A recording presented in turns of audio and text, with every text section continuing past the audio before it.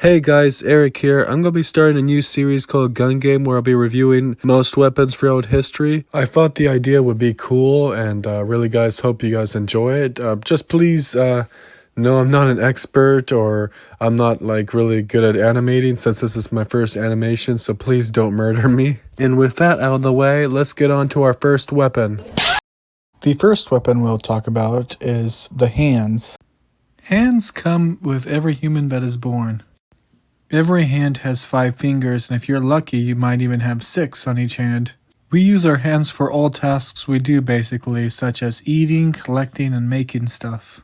Hands can also be used as weapons, such as punching people, scratching, and choking. Next we have sand, dirt, and gravel. These materials are very similar and make up lots of the surface of the ground. Sand and dirt are more fine while gravel is more rocky and chunky. Sand and dirt have many uses such as growing stuff, while gravel is mainly used in construction. I consider these materials weapons, and sand and dirt can cause blindness when thrown at someone and can easily be found if needed to escape someone or something. Gravel is harder to come by naturally, but when found can really hurt someone. Especially if you have one piece of gravel, since it can really hurt someone when you throw it at them. Sticks come in all shapes and sizes. Some sticks are fresh and soft and wet. Some sticks are dry and hard and rough. The toughness of sticks matters how long it's been cut and what type of tree it came from. Sticks have been used throughout all of history of all cultures. Sticks are used today, especially in third world countries where you'll see police spanking prisoners. Sticks are really easy to be found. You can usually find sticks laying on the ground under trees where they're nice and tough. You can always pull sticks off of trees, but that's usually hard and takes time. Sticks are very useful. They can be used in fires, building, and tools. You can even use them to collect stuff that's high up. Sticks are even easy to use as defense. You can fight off animals that are attacking you from a distance by beating them down. Throwing sticks, especially with pointing edges, can really hurt someone. Sticks are really a good choice to bring into a fight to protect you from a distance. The only real issues with sticks is that they can be eaten by termites, but who cares, you could easily just replace them if you just find them on the ground.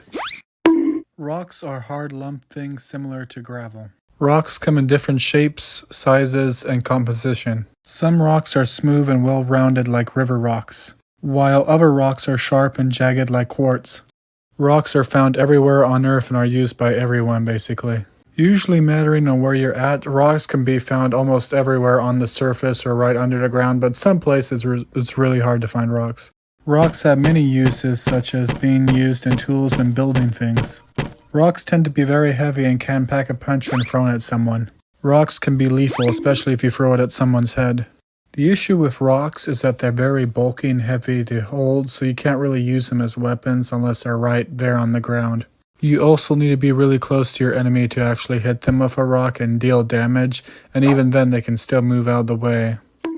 Wooden clubs are basically small logs shaped with a handle to be easily held and used. They come in all shapes and sizes, mattering on the group of people making them and their uses. They are some of the first primitive weapons ever made. They were first used in hunting and protection against other people since they're easy and cheap to make. They are blunt melee weapon, which means you need to be near your enemy and start swinging to hit them. They can be used to injure enemies by hitting their legs and arms. You can also knock out or dispatch someone by hitting them in the head. As I said before, they're easy to make. Finding a big stick you could barely wrap your hand around, you can use a sharp stone to carve a handle, and you can also carve pictures and designs on your club. More advanced groups of people will stick rocks, metal, shells, and other sharp objects in their clubs. Clubs are still used today, but mainly by groups using them for intimidation purposes. The main issue with wooden clubs is that they're a melee weapon, meaning you have to be really close to your enemy to hit them, and they're not that sharp, they're just blunt weapons. And the same issue as sticks, they can be eaten by termites, they can rot, and they can burn. Next we have greenstone celts. Greenstone celts are river rocks carved into shapes that are used in axes and hoes. They're basically rocks just shaped for specific uses. They come in many sizes and shapes. They mainly look like axe heads or long clubs with sharp ends. Greenstone celts were used in North America mainly for woodworking. They are sharp and can be used for dispatching people. They have a long durability similar to iron. Nowadays, you can find them in museums, or if you're lucky, you can find them on the ground somewhere. You can also make them with a chisel or buy an authentic one online. Their main issue is that the stones are hard and complicated to carve.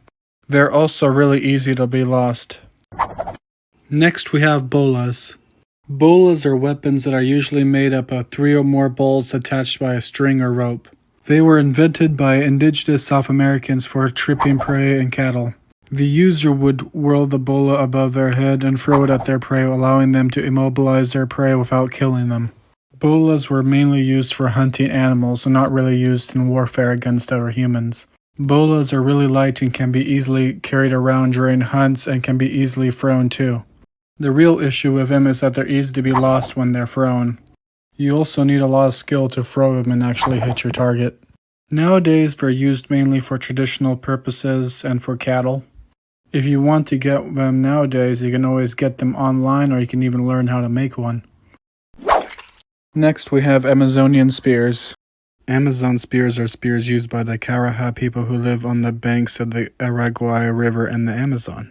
These are usually long sticks with pointy edges that are decorated with fur and feathers. These spears in particular were made for ceremonial purposes and not really for hunting or fighting, however they could be used for those uses. Spears are usually melee but can be used for range, such as throwing them, but they're usually made for thrusting so you can impale your targets. The positives of using a spear is you can attack your targets from a distance, and they can also be thrown so you're at a distance there. However, if you throw a spear at your target and you miss, they might be able to pick it up and use it against you. Also, these first spears were not as strong since they're just made out of regular sticks. Nowadays, these first spears were mainly used by tribal people for ceremonial purposes or just hunting, as they did thousands of years ago. Next we have atlatls.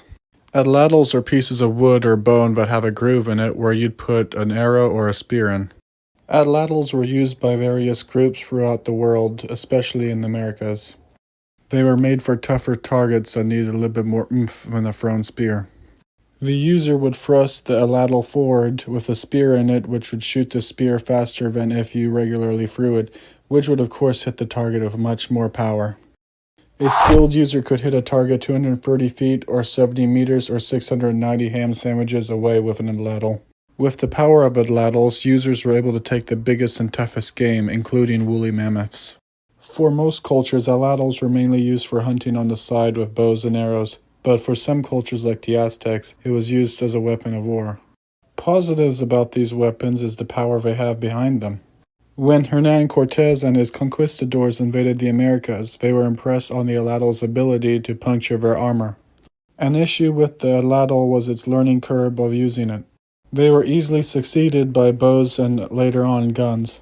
Nowadays, atlatls can be bought online in many variations, mattering on traditional or metal or even plastic. There are even online tutorials on how to use them. Other than for sport, mainly tribal people use them for their original purposes.